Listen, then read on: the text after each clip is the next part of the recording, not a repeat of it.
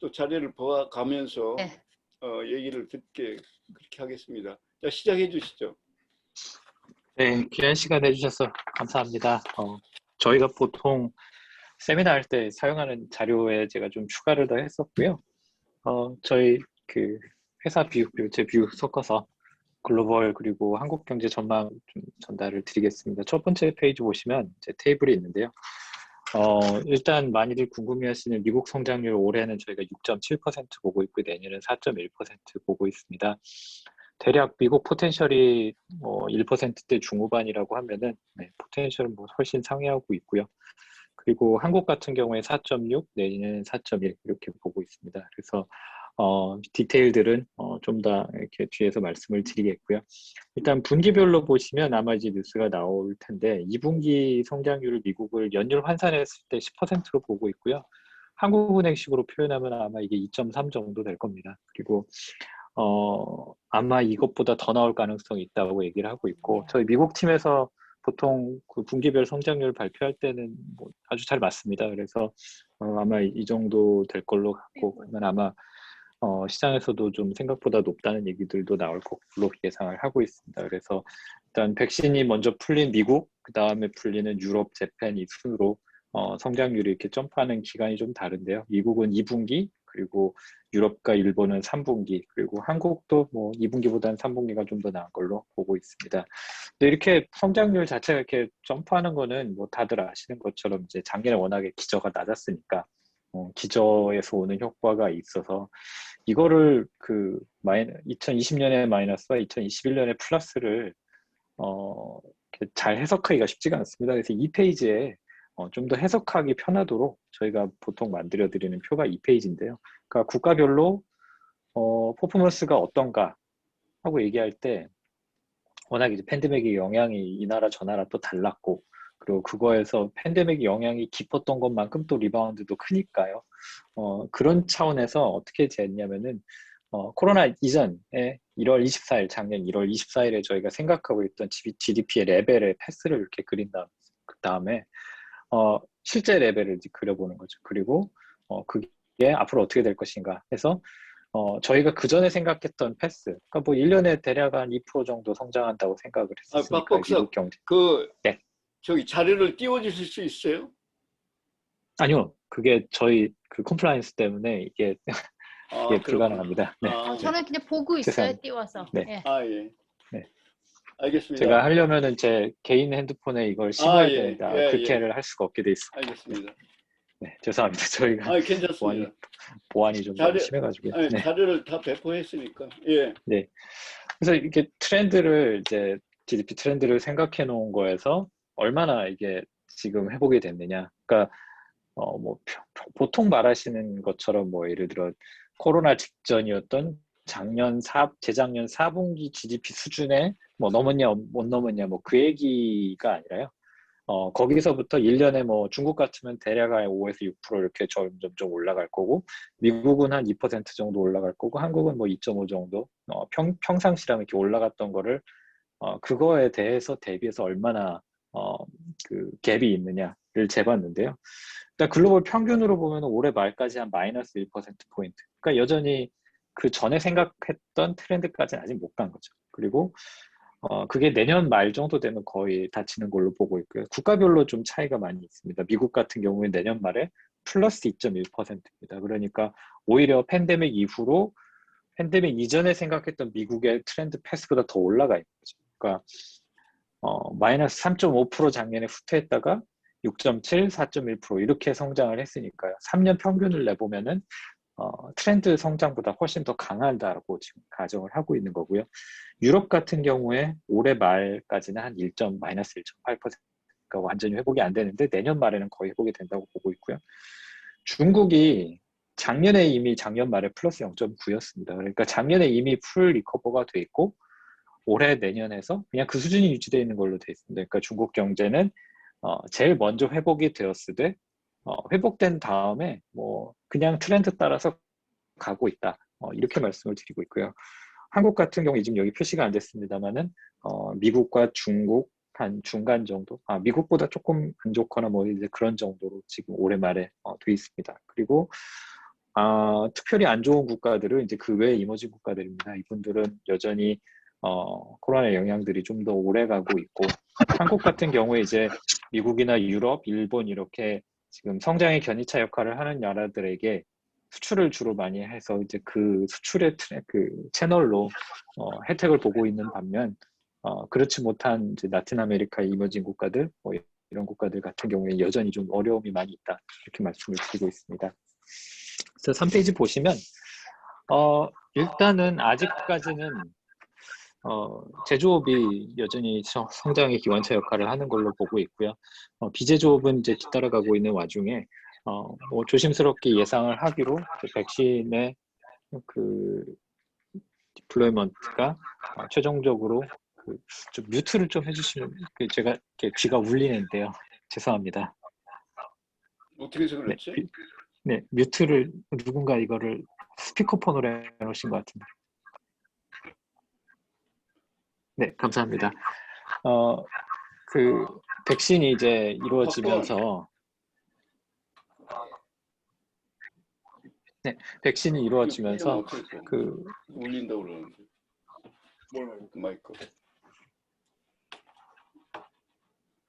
저기 울린다고 그래.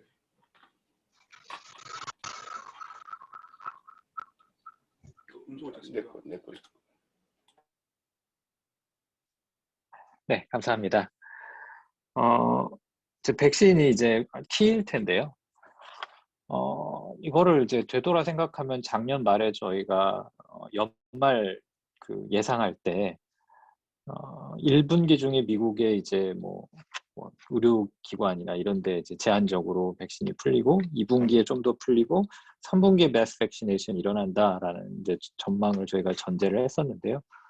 그때 보통 반응이 너무 긍정적인 거 아니냐라는 반응이 많으셨어요. 그러니까 뭐 백신이 2021년 말까지도 안 나오고 어차피 생산도 잘 안 되고 뭐 이렇게 이런저런 얘기가 많으셨는데요. 결과적으로 그것보다는 1분기 정도 빨랐고요.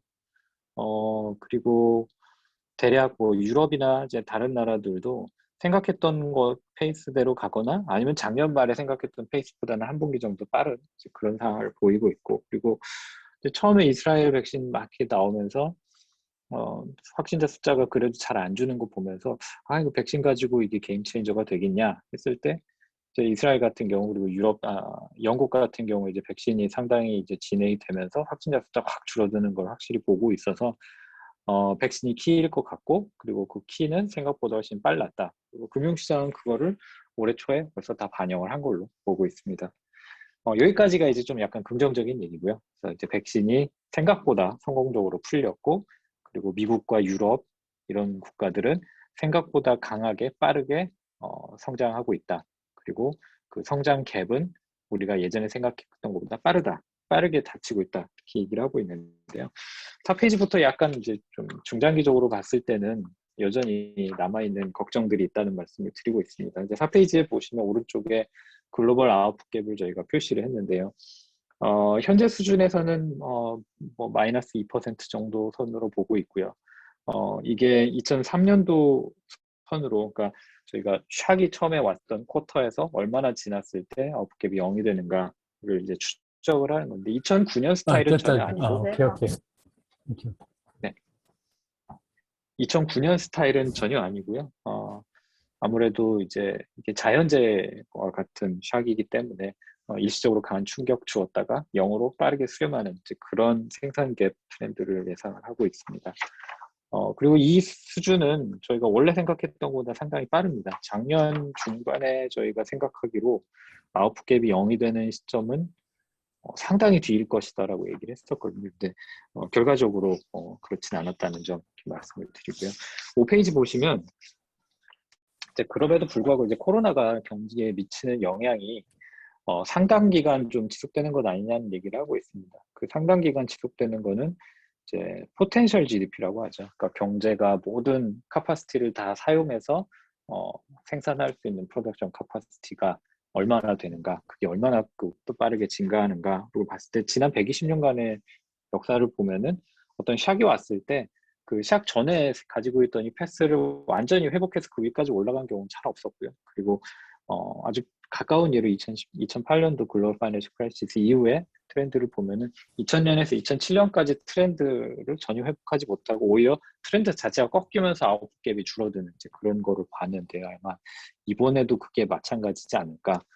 그렇다면 이유가 뭘까를 생각해 봤을 때 6페이지 보시면 두 가지로 볼 수 있을 텐데요. 첫 번째로는 이 코로나 레거시가 남을 텐데 그 레거시 중에 하나는 글로벌 코퍼레이트들의 그 부채 수준이라는 거죠. 그래서 왼쪽 차트에서 보시면 이제 프로핏이 이렇게 정상적으로 증가하다가 이제 코로나를 맞아서 이렇게 감소했다가 이제 다시 올라오고 있지만 이 감소했다 올라온 이 넓이 부분을 합쳐보면 이게 이제 코로나를 그 버티기 위해서 사용했어야만 한 이제 기업들의 부채가 되겠고요. 오른쪽에 보시면 아주 정확하게 미국 그 비금융 기업들의 부채가 엄청나게 증가한 것을 보고 있습니다. 그러면 일단 지금 상황에서는 이제 코로나 이후에 이제 다시 다가올 펜트업 디맨드에 대비해서 미국 기업들도 그렇고 글로벌 기업들이 이제 설비 투자들을 많이 늘리고 있는 상황이지만 그게 얼마나 이렇게 영속적이고 상당히 강한 이렇게 몇 년간에 걸쳐서 나올 것인가 생각을 해봤을 때 그게 쉽지는 않지 않나. 왜냐하면 기업들의 대차지표 상태 자체가 코로나 이전에 비해서 안 좋아져 있기 때문에 이거를 해결하는데 좀 시간이 걸릴 것이다 라는 게 첫 번째 포인트가 되겠고, 두 번째 포인트는 7페이지 보시는 것처럼 지금 글로벌 그 고용은 코로나의 영향과 거의 비슷하게 그러니까 실질 GDP가 줄었을 때 고용도 같이 줄었고 내년에 이제 늘어나는 것과 같이 늘어날 걸 예상을 하고 있습니다. 그래서 크게 이상하진 않습니다. 지금 고용 숫자들 물론 지난 4월 그 미국의 비농업 고용 수치는 뭐 충격이긴 했습니다만은 뭐 일시적일 수 있으니까요. 그래서 그걸 놓고 봤을 때 고용이 회복이 되긴 하겠으나 여기서 한 가지 생각해 봐야 될 게 이제 코로나로 인해서 상당히 많은 부분들 이제 고용을 자체를 줄이거나 아니면은 노동시장에서 떠나버렸던 이 부분들이 이제 줄어든 레이버 파티시페이션으로 나오는데 그게 얼마나 회복이 될 것인가에 대해서 좀 아직 컨빅션이 없습니다. 그래서 만약에 레이버 파티시페이션 자체가 아예 레벨로 다운된 상태에서 끝난다면 노동시장, 그러니까 노동 공급의 측면에 있어서도 레스팅한 임팩이 있을 것이다. 근데 이렇게 얘기해놓고 이제 많이들 물어보시는 게 그러면 코로나 이후에 숫자로 말해봐라 이렇게 얘기하시는데 이제 그 얘기는 사실 저희가 하기가 좀 어렵습니다. 그래서 저희가 이제 사이클은 좀 예상을 함에도 불구하고 트렌드 자체는 좀 직접 관찰할 수도 없고 그렇기 때문에 좀 저희가 좀 유보적으로 보고 있습니다. 그리고 8페이지 보시면 인플레이션 얘기들 많이 하시는데요.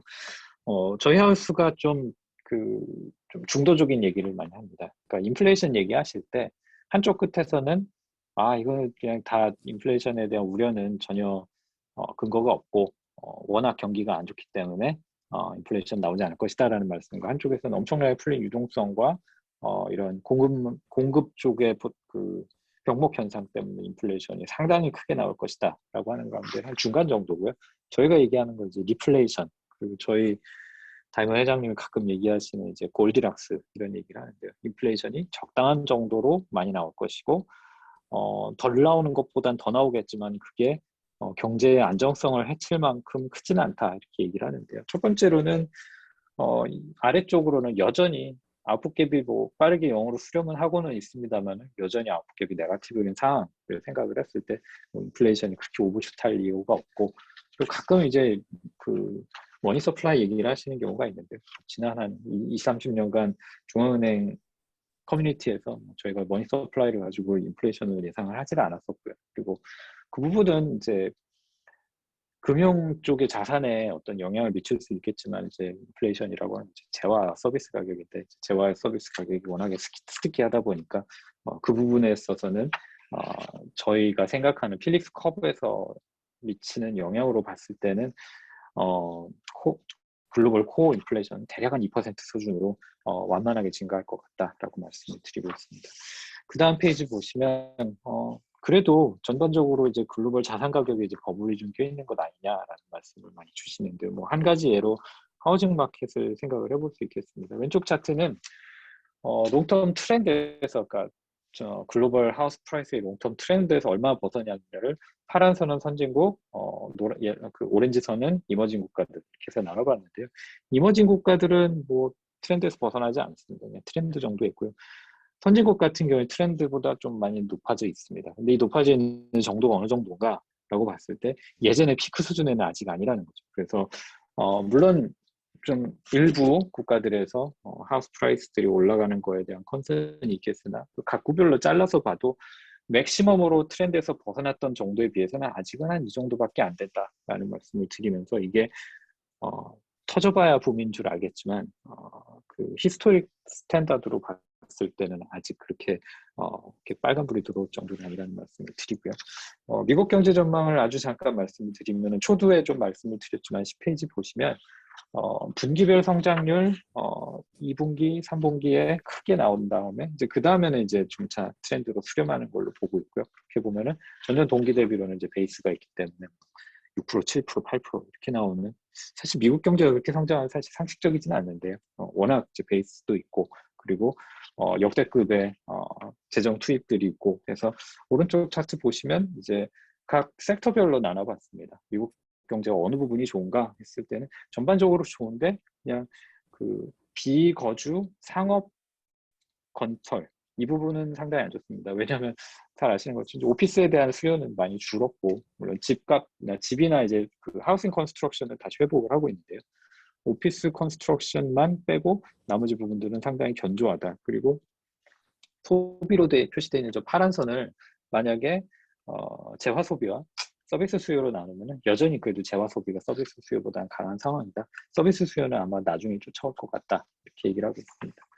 11페이지 보시면 역대급으로 나왔던 작년에 이제 미국의 재정 부양책들이 있고요. 오른쪽 차트 보시면 이제 그게 그 인컴 로스를 이제 브리징하는 데 상당히 유효했다는 걸 보여주는 게 오렌지선 막대기는 개인 소득의 전분기 대비 증가율입니다. 그리고 파란 선은 거기에서 재정 투입을 뺀 부분이고요. 그래서 작년 2분기 같은 경우에는 개인 소득이 오히려 증가를 했습니다. 근데 그때 만약에 재정의 그 지출, 그러니까 재정 이전이 없었다고 하면은 저렇게 마이너스가 컸었고, 그러니까 그만큼을 이제 재정이 메꿔줬다는 뜻입니다. 파란 막대와 오렌지 막대. 바로 1분기에 보면은 재정 이전 지출이 없었다면은 전분기 대비해서 퍼스널 인컴 거의 그냥 제로 성장이었는데 지금 그게 거의 연휴 환산했을 때 60% 정도 좀 성장한 걸로 되어 있고요. 세이빙 레이트도 상당히 올라와 있습니다. 이 부분이 2분기, 3분기, 4분기에 어찌됐든 소비로 풀려버릴 것이고 그렇게 됐을 때 상당히 강한 정도의 미국의 소비가 나올 것이다 이렇게 예상을 하고 있습니다. 그렇게 말씀을 드리면 12페이지에서 미국의 물가가 그러면은 진짜 뛰어야 되는 것 아니냐? 왜냐하면 노동시장도 타이트 될 것이고 그러면 임금 인상될 것이고 임금 상승되면 그게 가격으로 전이될 것인데 그걸 어떻게 보느냐 이 말씀에 대해서는 왼쪽 차트가 어떤 걸 보여드리냐면 지난 한 3, 40년간 미국의 그 임금과 그러니까 그 유닛 레이버 코스트와 마진의 관계 그리고 유닛 레이버 코스트와 인플레이션의 관계를 놓고 봤을 때 마진과의 관계는 올라가는데 레이버 코스트와 그 인플레이션 관계는 떨어졌다는 거죠. 그러니까 노동시장이 이렇게 타이트해지는 상황에서 그거를 기업들이 가격에 전가시키기보다는 자기의 마진을 줄여버리는 방식으로 지난 한 20년간 좀 트렌드가 이어왔다는 점 그런 트렌드가 지금도 유효하다고 봐서 저희는 노동시장 타이트해지겠지만 그게 인플레이션으로 그렇게 막 즉각적으로 올 것 같지는 않다. 그렇게 예상을 하고 있고요. 그리고 그런 보복 소비 이런 것들로 인해서 뭐 하우스 항공 가격이나 뭐 그래, 잘 여행 됐을까? 가격들 이것들이 이제 뛰겠지만 그냥 이제 5개로 전체 CPI 바스켓으로 봤을 때는 그게 그렇게 큰 포션이 아니기 때문에 전체적인 영향은 그렇게 크지 않을 것 같다. 이렇게 말씀을 드리고 있습니다. 그래서 시간이 좀 많이 지나가서 몇 그러면 개 잘 차트를 좀 됐으면 점프를 어디 하고 내일 내가 가다가 간단히 저녁이나 먹고 갈까 어떨까? 김세용 주필이 지금 마이크를 켜놓고 얘기하고 있어요. 그래. 그럼 네, 감사합니다. 18페이지부터 이제 한국 경제 전망 말씀을 드리겠습니다. 저희가 지금 4.6% 전망하고 있는데요. UBS가 4.8인가 그렇고 뭐 IB들 중에 4%대가 몇 군데 더 있고요. 그리고 전체 평균 내면은 이제 3% 후반, 뭐 4 이 정도 되고 있습니다. 그래서 저희가 조금 높긴 한데요. 이게 글로벌 평균이 저희가 상당히 높기 때문에 아마 그런 것 같고요. 왼쪽 차트 보시면 한국 파란선 그리고 저희의 교역 상대국인 글로벌 성장률 이제 전망 보면은 교역 상대국의 성장률이 상당히 높기 때문에 저희도 높은 걸로 이렇게 보고 있습니다. 그래서 저희가 아주 그 메카니컬리 계산을 해보면 저희가 어떻게 이제 전망을 하냐면 저희 그 교육 상대국 뭐 미국 팀, 일본 팀, 뭐 유럽 팀, 뭐 이런 이제 각 팀에서 내놓은 분기별 경제 성장률을 이 전망치를 저희가 예전 이제 한 20년 정도 우리나라의 실질 국민 계정 기준 실질 수출 증가율에 이제 그냥 아주 심플하게 리그레션을 돌려보면 피트니스가 좋습니다. 그래서 이제 그거를 이용해서 저희 이제 전망치를 이제 그대로 대입해서 우리나라 수출 증가율을 올해 계산을 해보면 분기별로 미국이 막 10% 성장하고 이런 분기에는 사실은 저희 그냥 아주 단순한 계산으로 보면은 거의 연일 환산했을 때 저희 수출이 한 20% 정도 늘어나는 걸로 되어 있습니다. 그리고 지금까지 사실 코로나 이후에 그 관계가 상당히 잘 맞았고요. 그래서 그렇게 놓고 보면은 저희의 만약에 미국, 중국, 일본, 유럽 성장률에 대한 견해가 맞다면 올해 수출 성장률이 이제 국민 계정 기준으로 연간 13% 이렇게 돼 있고요. 사실은 이게 15%가 계산이 나왔는데 제가 2% 깎았습니다. 하도 너무 세가지고 지금 한은이나 이제 다른 그저께 나왔던 금융연구원에서 하는 계산이 한 7%이 정도고요. 지금도 2배 정도인데 15%좀 너무 세다 해서 제가 좀 조정을 해서 낮췄는데요. 13% 정도 만약에 실질 수출이 증가를 한다면 지금 대략 3% 후반 정도 보시는 기관들이 수출 증가율을 뭐 8%, 뭐 7% 이렇게 보시는 그게 13%라면 아마 그보다 훨씬 더 나오는 4.6% 정도 성장률이 나오는 그런 차이가 있고요. 저희가 민간 소비나 뭐 설비 투자, 뭐 건설 이런 거를 이렇게 세게 보는 건 아니에요. 거의 비슷한데 수출 하나가 좀 이렇게 강하게 나온 점이 있다. 그리고 수출과 제조업 성장률은 오른쪽 차트에서 보시면 거의 같이 갑니다. 거의 같이 가고 그 관계를 놓고 봤을 때 제조업 성장률이 대략 한 9% 정도. 제조업 저희 비중이 전체 GDP에서 대략 한 2에서 30% 높아서 20몇 프로 이렇게 되는데요. 전체 GDP의 20몇 프로가 지금 4분의 1 정도 되는 포션이 뭐 9% 이렇게 성장을 하고 있는데 4.5% 안 나오기가 쉽지 않죠. 그리고 서비스 같은 경우에 저희가 대략 한 3% 정도 보고 있습니다. 그래서 이제 19페이지 보시면 대략 저희가 이제 전산업 생산 트렌드 가지고 이제 분기별로도 이제 트래킹을 하는데 2분기보다는 3분기가 좀 높을 것 같다 이렇게 말씀을 드리고 있고요. 2분기는 뭐 아시는 것처럼 이제 자동차 생산 이제 중단 사태도 좀 있고 그런데 이제 3분기는 저희도 이제 백신도 조금 더 풀리고 그러니까 이제 3분기 영향을 조금 더 보고 있다.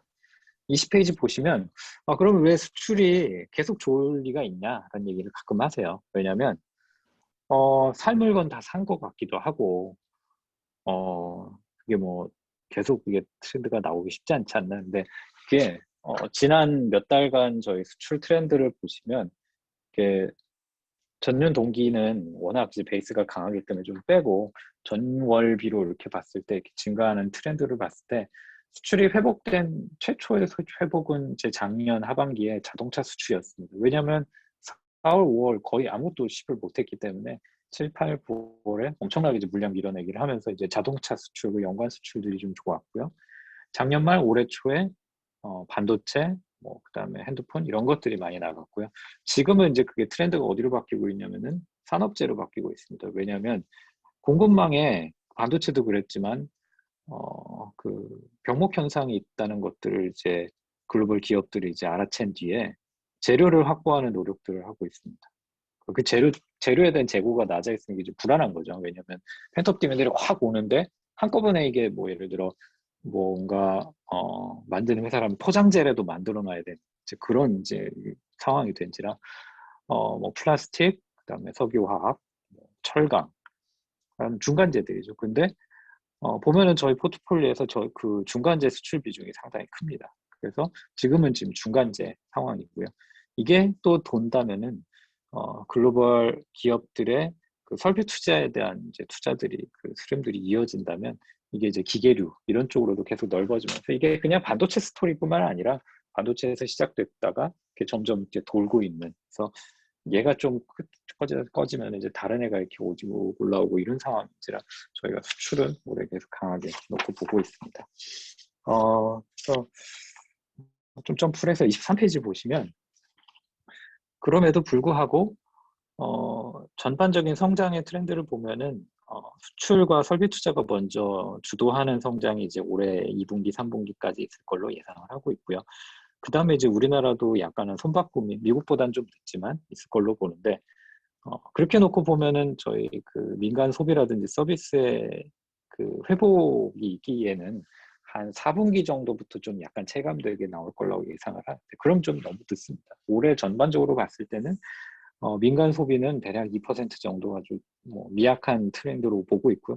이 트렌드로는 대략 다른 연구기관들에서 한 전망 기관들에서 내는 것과 크게 다르지 않습니다. 그래서 오늘 나왔던 이제 그 실업률 데이터에서도 확인을 했지만 어쨌든 점진적으로 정상을 향해서 고용은 지금 다시 회복하고 있는 상황이고 뭐 그런 상황이 지속된다면 모데스트한 정도의 소비 증가가 있을 것이다 이렇게 보고 있고요. 24페이지 보시면 연중에 코로나 한번 터지면서 다시 서비스가 확 내려가지 않을까 이런 얘기를 가끔 하시는데요. 24페이지 보시면 오른쪽에 보시면 이제 서비스 활동 동향을 그냥 레벨로 보여드립니다.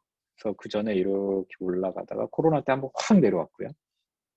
그리고 작년 이제 2, 3월에 확 내려왔고요. 그 다음에 올라가다가 7, 8월에 살짝 8, 9월에 살짝 내려왔다가 작년 11월, 1월에 살짝 내려왔다. 그래서 그 폭 자체가 계속 작아집니다. 그러니까 베타가 계속 작아지고 있었어요. 뭐 코로나 한 번 정도 더 나올 수는 있겠지만 그게 서비스를 막 예전 상황으로 막 다시 돌릴 정도는 아니고 사람들이 다 적응을 했고 어쨌든 돈 쓰는 방법을 다들 이제 터득을 하신 거죠. 해외여행을 못 가면 국내에서 사용을 하시고 제주도에서 사용하시고 뭐 이제 그런 방식이시고요. 그리고 백신에 대해서 뭐 이런저런 얘기들이 있는데 저희가 뭐 특히 정부에서 한 발표가 크게 다른 뷰를 갖고 있지 않습니다. 왜냐하면 크게 다른 정보가 있지가 않기 때문에 그래서 정부의 발표한 대로 대략 뭐 1, 2주 정도 늦을 수는 있겠지만 4월 말 타겟은 맞추셨고 뭐 대충 5월 말, 6월 말 타겟은 뭐 조금 늦어질 수도 있다고는 하는데 대략 지금까지는 이제 정부의 트렌드대로 왔고 그러면은 6월, 7월, 8월 해서 이제 백신이 꽤 많이 풀리고 그때쯤 되면 이제 사회적 거리두기도 좀 완화되면서 서비스업이 계속해서 좀 좋아진다는 그런 가정을 하고 있습니다. 25페이지 보시면 이제 거의 이제 마지막인데요. 25페이지 보시면 저희 설비 투자가 작년에 플러스 성장이었습니다. 상당히 이례적이었는데요. 글로벌 다 마이너스인데 저희 성장이 플러스였고요. 사실 작년에 저희가 추적하고 있는 기업들, 그러니까 큰 기업들이죠. 반도체 기업들이 비중이 커서 그렇긴 하지만 저희가 추적하는 기업들의 그 영업이익률이 사실 19년도에 제일 잘 안 좋았습니다. 그때가 그 미중무역 갈등 중에 이제 바닥이었고 반도체 사이클도 그때 바닥이었고 작년은 오히려 코로나 상황이 여기에 별 영향을 안 미쳤습니다. 작년에 저희가 자동차 생산이라 자동차 수출에서 이런 거는 한번 출렁했지만 반도체 수출은 거의 그냥 비슷했거든요. 전년으로 봤을 때도. 그래서 그렇게 봤을 때 퍼실리티 인베스트먼트는 사실 프로핏의 함수고 그 프로핏 자체가 올해 내년까지 증가할 걸로 보면서 그 설비 투자는 강할 것 같다. 그게 제일 안 좋았던 지점은 2018, 19였다. 이렇게 얘기를 하고 있고요. 건설 투자도 한 3, 4년 정도 이제 다운 사이클이었는데 이거를 선행 지표로 봤을 때 올해 하반기 정도부터는 이제 건설 투자들이 이렇게 올라올 수밖에 없다. 왜냐면 이미 지금 짓기 시작한 것들이 이제 그 파이프라인이 있기 때문에 이제 그것들이 준공이 되고 하면서 그게 이제 GDP로 잡히는 시점을 올해 하반기로 보고 있습니다.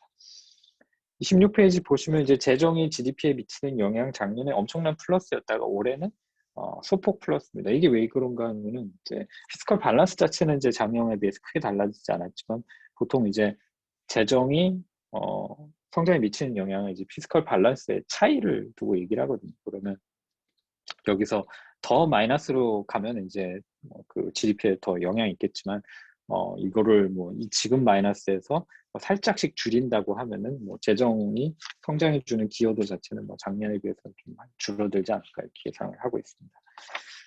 27페이지 보시면 우리나라 인플레이션 같은 경우에는 뭐 한국은행에서 지금 올해 전체 1.3% 보는데 저는 훨씬 크게 봅니다. 2% 정도 보고 있고요. 아마 5월 달에는 대충 한 인플레이션 2.7% 소비자 인플레이션 2.7 정도로 나와서 아마 신문에는 막 나올 겁니다. 점프했다고 나올 텐데 어느 정도 일시적이라고 보고요.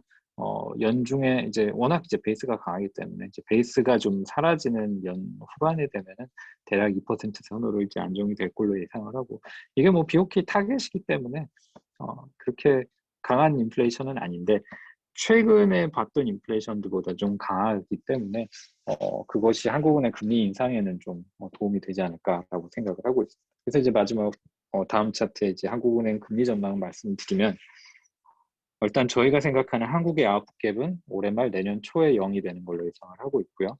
글로벌 기준에서 약간 빠른 기준입니다.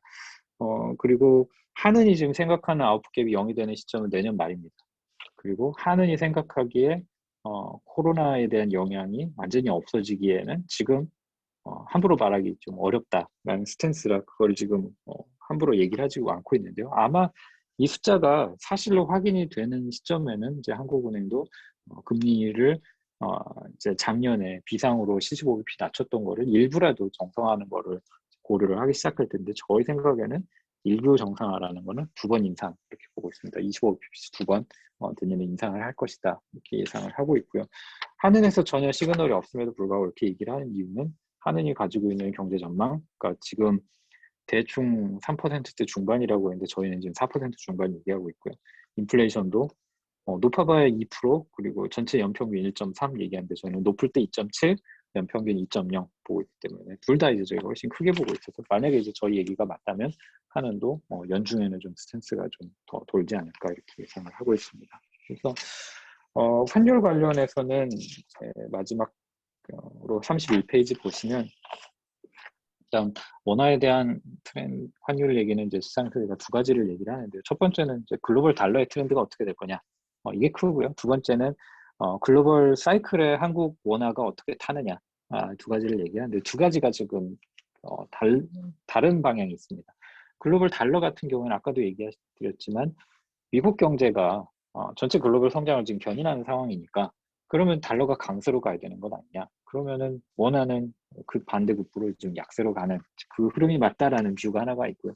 두 번째 뷰는 아니다. 원화 같은 경우에는 글로벌 사이클과 동조화되어 있는 메타 커런시고 그거는 2002에서 7년의 회복기 그리고 2011에서 14의 회복기 둘 다 원화가 달러에 대해서 강세로 갔던 거를 기억해 보면 글로벌 자체의 달러 강세는 될 수 있지만 거기에서 원화는 상대적으로 아웃퍼폼할 수 있다. 왜냐면 사이클이 좋으니까. 이렇게 두 가지가 지금 충돌해 있는데요. 제 생각엔 그걸 밸런스를 맞춘다면은 대략 지금 레벨이 시장에서 생각하는 좀 페어한 레벨인 것 같고요. 연말 저희가 환율 전망은 1115원. 오늘 레벨하고 뭐 9원 차이밖에 없으니까 거의 지금 수준이라고 보고 있습니다. 그래서 이 둘 간에 이제 텐션이 있어서 어느 한쪽으로 쉽게 움직이지 못한다는 점 이렇게 말씀을 드리고요. 뭐 다른 차트에 뭐 좀 더 이게 장기적인 얘기가 있는데 아마 한 제가 40분 정도, 30분 정도 말씀을 드린 것 같은데 질의응답 통해서 좀 더 말씀을 드리는 게 프로덕티비티할 것 같아서 여기서 좀 말씀을 마치겠습니다. 경청해 주셔서 감사합니다. 질문 주시면은 최대한 제가 미약 하나만 말씀을 드리도록 하겠습니다. 감사합니다.